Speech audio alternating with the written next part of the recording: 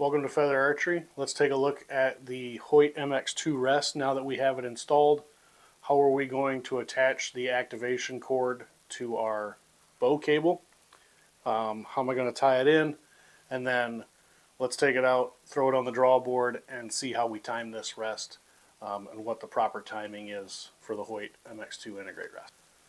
Let's go ahead and get started. First thing we're going to do is we're going to cut the end of this off, flare it out, and then put a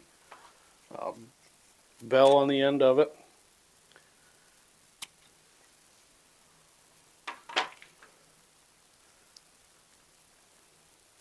Got a nice flare on that. Keep it away from our bowstring. On this one, we're going to flatten it out. So we can see we have that nice and flattened out there. We're going to go ahead and run this through our cable here. Go ahead and press the bow. We are running this cable through the cutouts on the Hoyt riser for a cleaner install.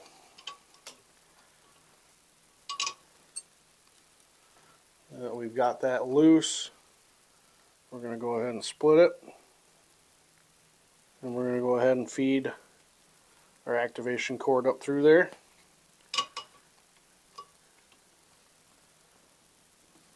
And go ahead and release the press. Now that that is fed through there, we are going to run it right up to the bottom of this serving right here so that it cannot go up the cable at all. And that is how I'm going to tie that in. It doesn't need any serving on the bottom side of it because it's not going to move down at all. And they're serving from the factory all the way up to here. So we only have a gap that big without any serving. So now that we have our bow mounted in our drawboard, we can go ahead and draw it back to full draw and then check the timing of our rest.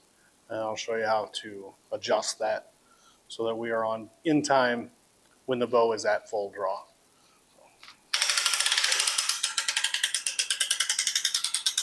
So now that the bow is at full draw, what we need to do is take the slack out of our activation cable down here.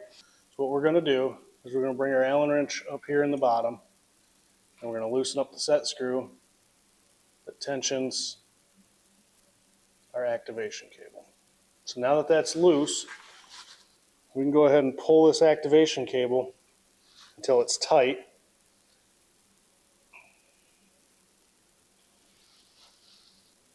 I like to take a pair of needle nose pliers, twist on that just a little bit, pull that tight.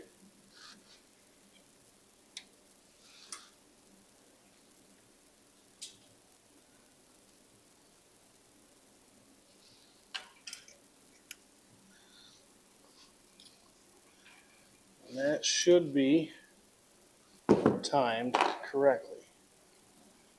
Now when we take a look at our timing marks, we can see that we are timed up here.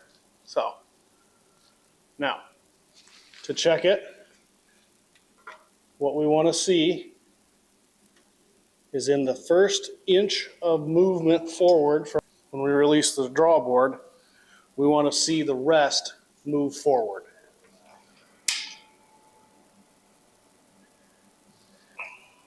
And we are within that spec. So our rest is now installed, tied in, and timed. So we will come back to full draw again.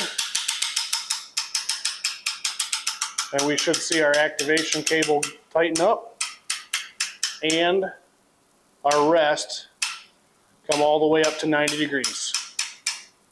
And there we go.